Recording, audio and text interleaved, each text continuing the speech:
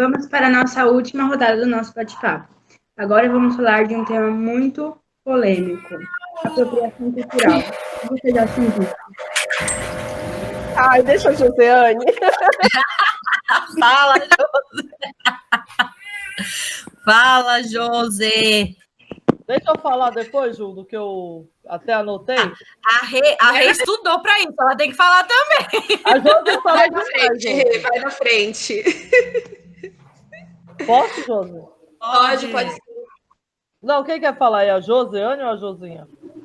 Não, pode falar, Ju, pode falar. Então, vamos lá. Esse assunto eu lembro que faz um tempo eu cheguei a falar nele numa das nossas reuniões.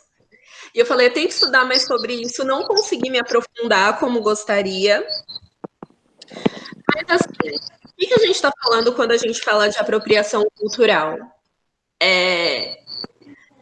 De um movimento que ele pode ser muito perigoso. E isso não quer dizer que você é branca e você não pode compartilhar da minha cultura. Mas é uma coisa que pode ser problemática, porque você pode pegar, por exemplo, coisas que são muito importantes, que são símbolos muito profundos para alguém, e tirar todo aquele significado. Vou dar um exemplo para vocês, antes de falar de exemplos que podem acontecer quando a gente está falando de raça. Eu sou ateia, né? Eu não acredito em Deus, não tenho religião. E aí, vamos supor que a Renilda é católica. Eu não sei a religião dela, mas vamos supor que ela é isso. E aí, o pessoal não usa aqueles crucifixos, terço. É uma coisa que não é só um colar para ela ficar com algo bonito no pescoço dela. Tem um símbolo mais profundo aí. É uma coisa que, para ela, representa muito mais do que uma madeira e uma corrente. E aí, se, por exemplo, eu, Josiane, que não sou religiosa, pego lá e falo, nossa, adorei seu crucifixo, me empresta para eu ir para a balada? Eu tô tirando todo o significado, toda a profundidade daquilo ali, gente, né? E aí, quando a gente fala de questões raciais, você tem isso acontecendo muito. Acho que o caso mais popular é a questão dos turbantes, né? Que tem vários símbolos, né? Você tem várias religiões onde o turbante ele tem um símbolo mais profundo. No movimento negro, você tem o uso do turbante como uma forma das pessoas dizerem, olha, eu tenho orgulho de ser negra. E aí você pegar e você reduzir, não, vou usar só como se fosse um lenço comum, sendo que para o outro aquilo é tão importante, sabe? Então eu acho que é uma coisa para a gente ter muito cuidado nesse sentido, porque senão você acaba sendo desrespeitoso, entende? Né? Principalmente quando a gente está falando de grupos assim, que já são discriminados, né? Como é o caso de nós pretos e os indígenas, né? Então, você já tem uma cultura que muitas vezes é perseguida, né? É considerada ruim, e aí a pessoa vai, aquilo que acha legal, começa a usar como se fosse só um enfeite, entende? Então, eu ainda tenho que pensar sobre isso, mas eu acho que isso é um problema bem, bem complicado, assim, da apropriação. Tanto que, assim, falando um pouquinho da minha experiência pessoal, eu acho muito bonito o uso de turbante, né? Aqueles lenços. Vocês sabem, né, meninas, aqueles panos que a gente usa no cabelo? Sim, que a professora Ana Francisca mostrou pra gente lá na escola. Mas assim, acho que hoje eu tenho mais tranquilidade para utilizar, mas por muito tempo eu fiquei assim com medo de usar, porque eu sabia que era uma coisa importante para a religião, para algumas religiões, e eu tinha medo daquilo ser desrespeitoso, sabe? Então, eu acho que tem a ver com você pensar assim, nossa, isso daqui para aquela pessoa é só um enfeite ou é uma coisa muito séria, muito, muito séria, que eu posso tirar todo o sentido dela usando aqui, como se não fosse nada, sabe? Acho é mais profundo que isso, mas em linhas gerais, acho que, enfim. Fala, Rê. Até pegando o gancho já no que a Josi está falando, é um pouco isso também que eu entendi. Por exemplo, se ela quer sair e ela vai colocar um turbante ou uma faixa, né? Eu não tenho turbante, eu tenho a faixa, assim. Não tem problema. Nem se a Kathleen quiser colocar, não tem problema. A questão que vem sendo discutida da apropriação cultural, como o próprio nome diz, apropriar, é você tomar posse, né? Cultural, é a cultura, é uma identidade, é um hábito de um determinado grupo, né? E aqui a gente está falando do caso dos negros. O problema não é a branca usar trança. O problema é quando eles querem embranquecer. Por que a branca usa trança? Porque a trança na branca é bonita e a trança na negra não é. Entendeu? Então, assim, até anotei um exemplo aqui que ficou bem assim, talvez fique mais claro. Por exemplo, o acarajé. Né? O acarajé, né, Aninha? É um símbolo cultural também. Ele não é só uma comida, ele é um símbolo cultural da Bahia, das mulheres negras. Tem toda uma história do acarajé. Aí vem um chefe francês e resolve fazer um acarajé. Ele não pode fazer acarajé porque ele é francês? Tchau. Claro que ele pode fazer. Só que aí ele começa a vender o acarajé e começa a se apropriar. E as pessoas começam a olhar como, nossa, que delícia que é o acarajé, porque agora é um francês que está fazendo, é um chefe francês, e acaba se apropriando como se virasse uma comida francesa, entendeu? Então a questão não é as pessoas que teve Danita usar dread, não é essa a questão, a questão é de querer embranquecer algo que é da cultura, né, no caso aqui que a gente está falando, negra, para quê? Para a indústria, para o capitalismo, porque sempre o que está no branco é o que vende mais, né? Outro exemplo que eu também peguei é do samba, né? Então, o samba, todo mundo sabe que é uma cultura que vem de raízes negras.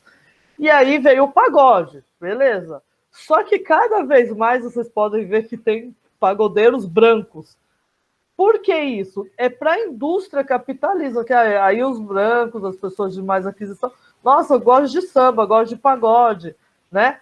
Então, a questão não é a pessoa cantar. Tem esqueci o nome da menina que cantou samba, e ela falou assim, olha, só para falar que branco também pode cantar samba, viu, não sei o quê. A questão não é ela cantar samba, a questão é a indústria querer pegar pessoas brancas para cantar samba para ela poder vender mais. E aí esquecendo que o samba é algo que tem a raiz lá atrás, né? Como a Josi está falando, tem toda uma história. É você tentar... Para com isso, menino. Então, você tentar esquecer a memória daquela cultura e, a partir dali, só ser reconhecido por quem fez ali, né? Pelo branco que fez ali, por alguém. Você esquecer que as tranças eram usadas para guardar as sementes, para elas levarem para o quilombo. Você exclui quem era, o grupo que era para ter aquilo mesmo, no caso, né, aqui. Você exclui e esquece, coloca no esquecimento total, né? E deixa de representar aquela cultura. Então, a questão não é... Estou dando exemplo, Kathleen, você que é a branquinha. Vamos mudar da Ju agora. Não é a questão da Ju usar trança, da Ju usar turbante. Se eu estiver falando algo errado, Ana me corrija. Não é essa a questão, entendeu? É a questão de só se ver agora pessoas brancas. Então, eu vou usar turbante porque a Ju usou. Mas esquece que o turbante é algo negro, entendeu? Que tem toda uma história, como a Ana já explicou, questão toda religiosa, né? Então, assim, eu acredito que é algo que eu também tenho que estudar, porque eu estudei um pouquinho aqui para falar, né? Que apropriar é tomar posse, é tomar. Então, não é usar, é tomar aquilo. É tomar, tá? Regina, deixa eu só complementar, porque a sua fala foi muito perfeita, e aí eu lembrei de duas situações, assim. A gente sabe que, de modo geral, se o pessoal quiser contratar alguém para o que seja, a pessoa branca vai ter lá o privilégio. E aí você falou da questão da música, né? Uns tempos atrás eu vi uma entrevista com a empresária do Racionais e ela falou que estava sumindo grupos de rap. E aí eu li um livrinho pequenininho, que falava sobre a MTV, que era um canal, meninas, que passava música e tal. Era o nosso YouTube. E aí tem um episódio que uma banda americana veio para o Brasil e aí eles porque queriam, tipo, ir para sair com um grupo para eles aproveitarem o pagode, não, o samba. E aí a MTV teve o maior trabalho, porque eles pegaram e eles falaram, não, tudo bem, vocês querem confraternizar com um grupo de samba? Eles foram procurar um grupo de samba que fosse branco. A questão da hegemonia, né? Temos uma TV que é voltada para um público branco, feito por pessoas brancas. Chega esse pessoal aqui que quer ter contato com uma música que é de origem preta, não, vamos dar um jeito. E ao invés do grupo preto ocupar esse lugar, quem vai se apropriar desse espaço?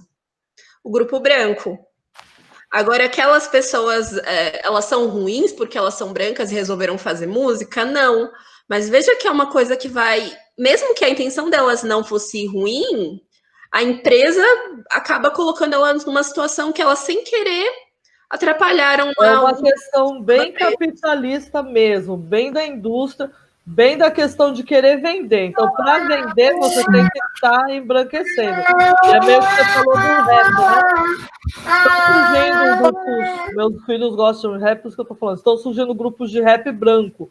E eu vi um cara do rap, eu sigo o Yuri Marçal, quem quiser seguir lá, que ele fala mesmo dos negros, e ele leu assim, o cara falando do Djonga e de outras coisas, e falando que sofre racismo. Gente, racismo reverso não existe, entendeu? Não existe. O rap é uma música negra. O rap é uma música negra, uma música como fala, ideológica, né? Que eles fizeram para... Tem lá toda uma ideologia, tem todo um poder. Mas é isso. Vai, Ioninha, fala aí, senão a gente...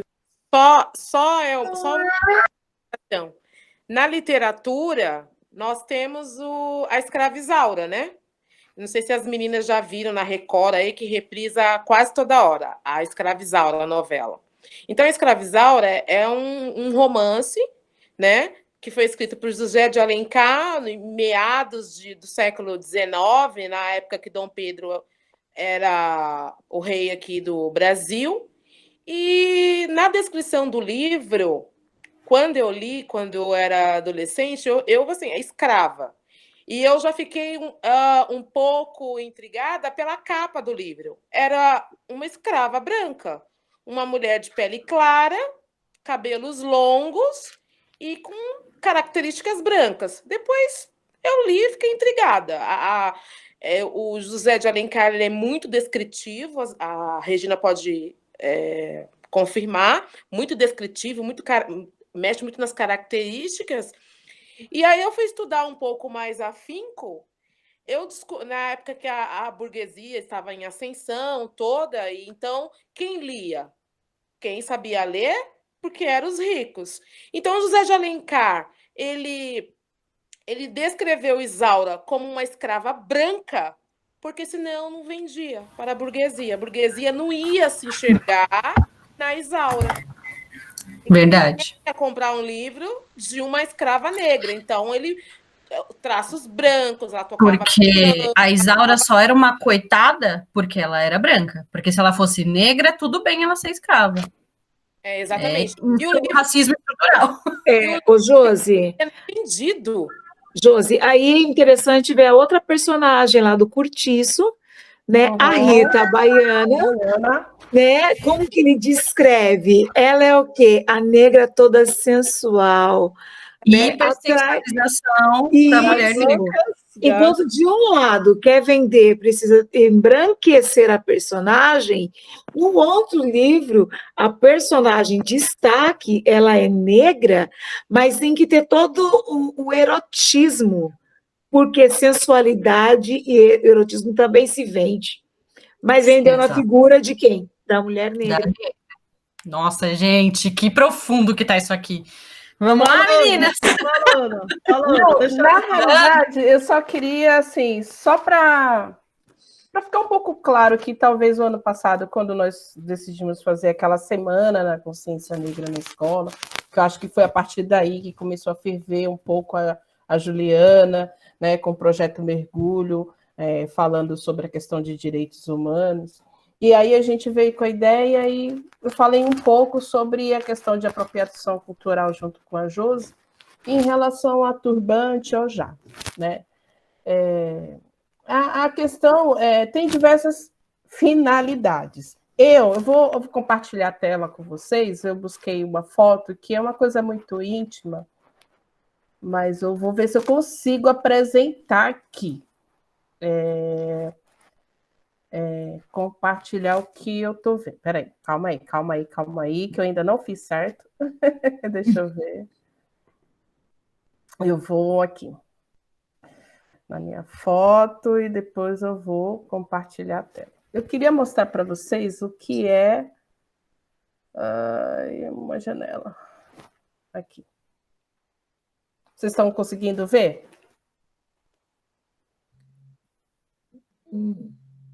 Não. Agora Vai vai. começar agora. Agora sim. Agora foi. Essa é a Ana Francisca, filha de santo. Essa é a Ana Francisca que usa o ojá para proteger a cabeça dela, os pensamentos dela sobre qualquer enfermidade, né? Então, isso aí é um ojá. A amarração desse ojá que eu estou utilizando, né, é diferenciado por quê? Porque eu sou filha de Oxóssi, sou filha de Oxum. Então, tem um significado para mim quando eu estou dentro da minha casa de santo. Então, eu estou em Salvador, na casa da minha mãe de santo. Então, eu estou vestida, caracterizada para saudar religiosamente os meus orixás, a quem a minha fé eu acredito. Quando Ana Francisca, professora, está usando um lenço com um laço de flor, ali pode dizer que não é um turbante, mas em si é uma ornamentação, um adereço para o meu cabelo, porque a partir daí eu também me sinto bonita, eu me sinto mulher, feminina, sensual, porque eu mostro a minha beleza, que também é uma forma de eu proteger o meu cabelo, que poderia ser uma forma também que eu, buscando na minha identidade, né, da minha história, da cultura afro, né, poderia uma forma de esconder sementes para levar para o quilombo, mas eu só consigo fazer isso porque eu estou inserida dentro de uma cultura religiosa que me permite esse tipo de esclarecimento. Então, a apropriação cultural, ela se torna indevida, ela se torna maléfica quando você não faz parte desse contexto e você visa totalmente a questão capitalista. Voltando à questão do acarajé, só para falar para vocês, não tem problema o francês, porque em Salvador existe baiana de acarajé da religião protestante, evangélica. Mas, professora, Ana Francisca, me explica qual a diferença. Porque o acarajé, ele é um alimento, ele é feito de feijão fradinho, que você põe ele para inchar e depois você vai triturar nesse processo, né? E aí você vai oferecer, antes de vender, você vai oferecer para o orixá. Você vai pedir para ele abrir os caminhos e comercializar, te dar o retorno, o fruto para você trazer a sustentação para sua casa. Já para os evangélicos que estão vendendo em Salvador, eles não fazem esse processo. E já mudam também os ingredientes, eles já misturam com farinha de trigo. Então, olhando aqui em São Paulo, quando a gente vê assim, vou no Embu comer um acarajé. Quando você vai no Embu comer um acarajé, necessariamente você não está comendo um acarajé original, porque, assim, primeiro que não é feito com os ingredientes normais, e segundo que o preceito para a liberação daquele acarajé é diferente. Eu lembro que toda a minha infância, ou todo momento que eu estou em Salvador e que eu chego para comprar o acarajé a partir das 6 da tarde, quando a moça vende, eu tenho que esperar ela armar a barraca, fazer aquele, não sei se vocês já observaram, aqueles mini acarajés, se vocês já comeram em algum lugar. Aqueles mini acarajés são 7 que você tem que despachar junto com a farofa para você não ter a sua guia quebrada, para você poder vender e trazer o fruto da sua venda para sustentar o seu filho e a sua casa. Mas as pessoas acham, é um aperitivo, ai, que gostoso. Isso é apropriação cultural. Entendeu? Então, Que aula! Deixa eu falar, quando eu dei o exemplo, é claro que eu sei que o francês pode vender. O que eu dei o exemplo é de dizer que o acarajé é uma comida francesa. Esse que eu dei o exemplo, entendeu? Claro que o francês pode comer acarajé, como você disse, qualquer pessoa pode usar o turbante para se sentir bonita como um adereço. Agora, quando tem amarração e tal, essas coisas todas que você falou, que já é direcionado a questão do seu orixá, aí não é qualquer pessoa que pode fazer, né? É só então, mas aí ela falou pra gente que o acarajé que a gente come aqui em São Paulo já é uma apropriação, porque já o verdadeiro assim tá que vendo? faz parte, entendeu? Então, para ser o verdadeiro, é aquele que é já destinado, né, pro orixá, é uma comida né? dessa religião com esse intuito, né? Na verdade, gente, não sei se vocês sabem que eu fui criada em família evangélica, né? E a gente sempre teve essa recomendação. Eu falo, gente, com uma vergonha, não pelos evangélicos, não pelo, mas assim, com as coisas preconceituosas que eu aprendi. Que a gente não podia comer acarajé porque realmente era uma comida de santo, é uma comida de mas quando for na Bahia eu quero comer, o verdadeiro. É comida de ançã. Então, assim, e dentro do sincretismo religioso, dentro do preceito do candomblé, é a comida dela. E tem que ser servido quente. Com pimenta, então, né? Quente então, é pimenta, viu, gente? Não, o preconceito vem, e a apropriação cultural aqui em São Paulo vem disso. Sabe aquelas falas que eu tenho certeza que tem gente que nunca comeu acarajé na vida e fala, eu fui comer o acarajé e perguntaram se é quente ou frio, eu falei que eu queria quente e jogaram pimenta? É mentira, esqueçam.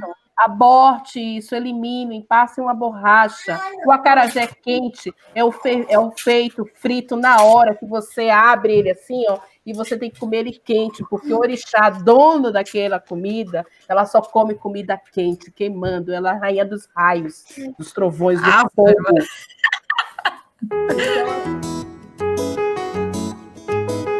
Eu quero agradecer a todas vocês. Como eu mandei assim no chat, para mim está sendo um marco na minha vida esse momento, algo maravilhoso. Espero que nós possamos nos encontrar mais vezes, momentos como esse, troca de experiências, procurar também enaltecer a nossa cultura, o nosso povo, a nossa raça. Ju, obrigada por ter oportunizado este momento entre todas nós. Kathleen, Dani, beijão, e minhas amigas, minhas irmãs, obrigada, tá?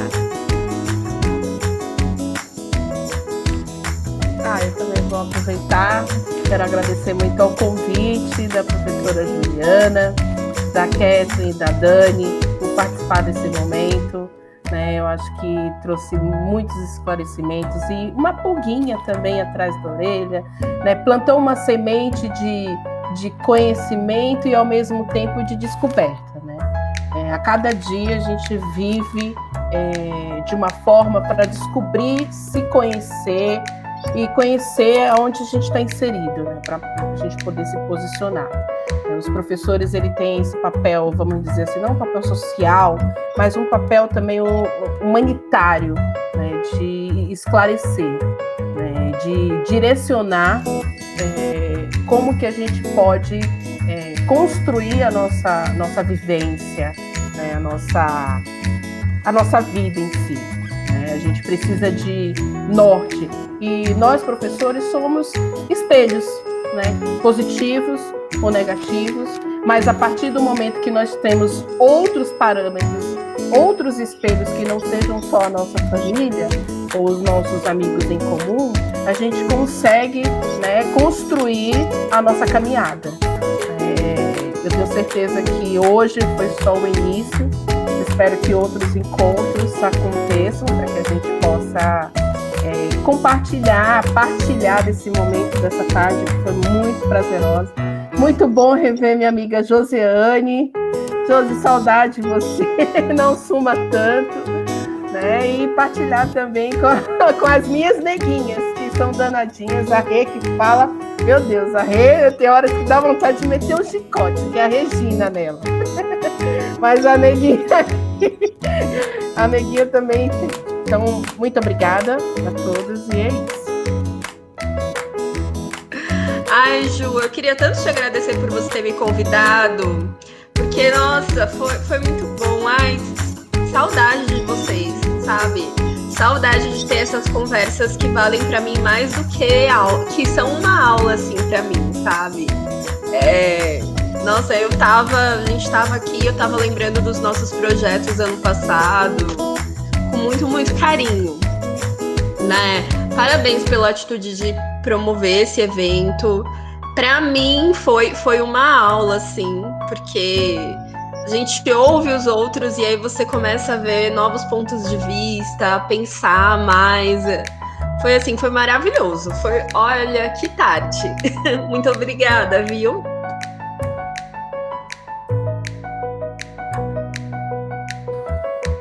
Gente, obrigada essa oportunidade, adorei.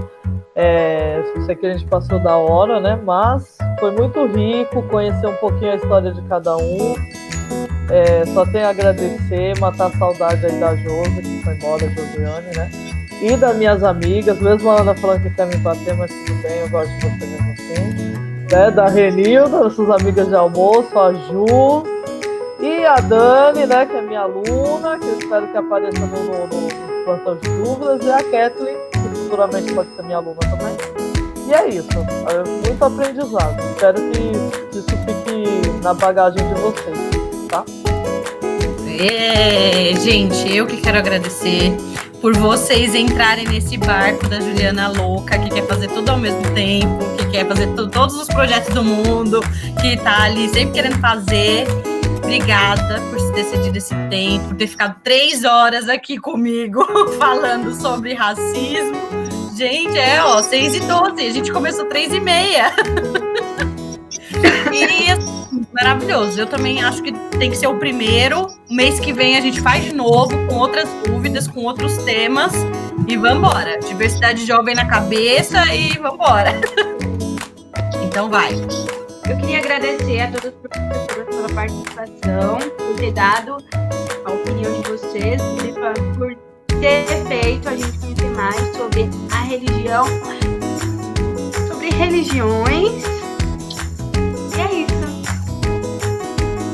E foi isso, espero que tenham gostado. Se vocês gostaram, deixa o like, se inscreve no nosso canal no YouTube.